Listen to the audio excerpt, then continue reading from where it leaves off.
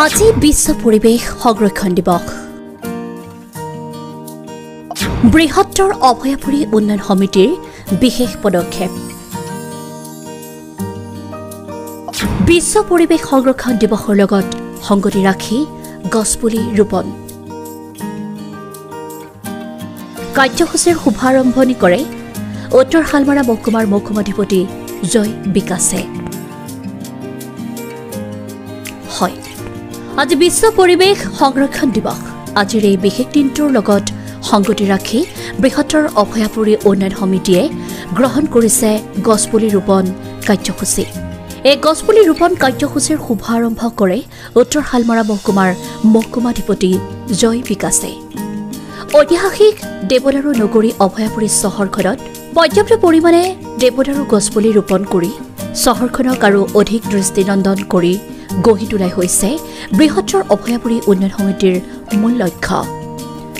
তদুপলক্ষে চহৰখনৰ কলা পৰিষদ ভৱনত আজি বৃহত্তৰ অভয়াপুৰী উন্নয়ন সমিতিৰ সভাপতি সদানন্দ ৰায়ৰ সভাপতিত্বত অনুষ্ঠিত হয় এখন সম্বৰ্ধনা সভা। সভাৰ উদ্দেশ্য ব্যাখ্যা কৰে সম্পাদক ৰবীন দাসে। সভাত বিশিষ্ট অতিথি হিচাপে উপস্থিত থাকি মহকুমাধিপতি জয় বিকাশে কয় যে অভয়াপুৰী এখন ঐতিহাসিক আৰু ঐতিহ্যমণ্ডিত চহৰ। এই চহৰখনত থকা পুৰণি গছসমূহে চহৰখনৰ ইতিহাসৰ কথা সোঁৱৰাই দি থাকে। আজি বিশ্ব পৰিৱেশ সংৰক্ষণ দিৱস উপলক্ষে বৃহত্তৰ অভয়াপুৰী উন্নয়ন সমিতিয়ে গছপুলি ৰোপণৰ যি প্ৰচেষ্টা হাতত লৈছে সেই পদক্ষেপ প্ৰশংসাৰ যোগ্য।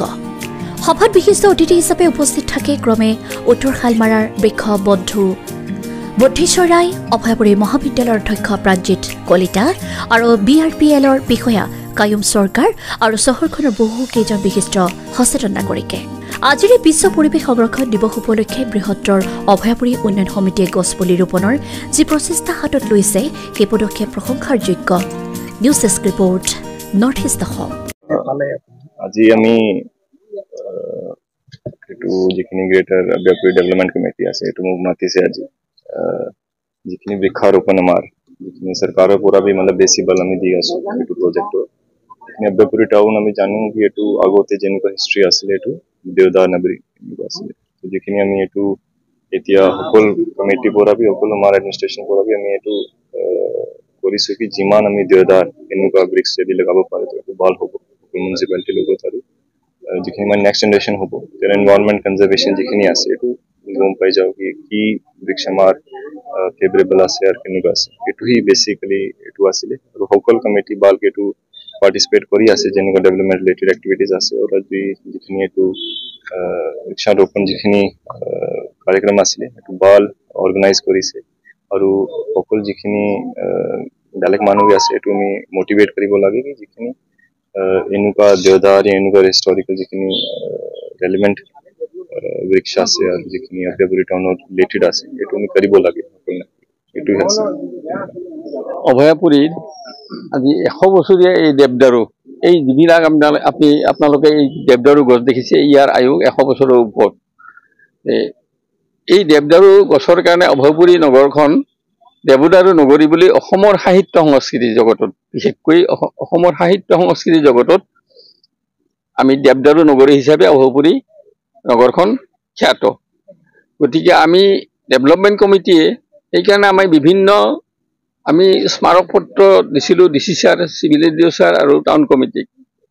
সেই স্মাৰক পত্ৰত আমাৰ অন্যতম এটা দাবী যে এই দেৱদাৰু গছ ৰোপণ কৰিব লাগে। অকল আমি এওঁলোকক টাউন কমিটি বা চিভিল এডিঅ' বা ডিচিক দিয়ে আমি ক্ষান্ত থকা নাই।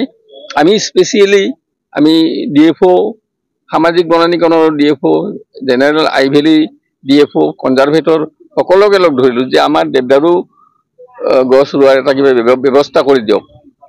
তেওঁলোকে ক'লে যে আমাৰ কোনো ফাণ্ড নাই, গতিকে আমি গছপুলিকেইটা দিব পাৰিম।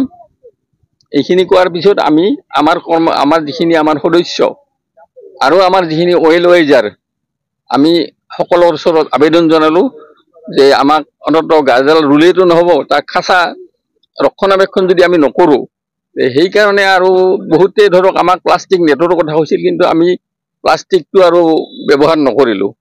তাৰমানে প্লাষ্টিক যদি আমি ব্যৱহাৰ কৰিব যাওঁ একেই কথা হয়, আমি সেই প্লাষ্টিকৰ প্ৰশ্ৰয় দিয়া।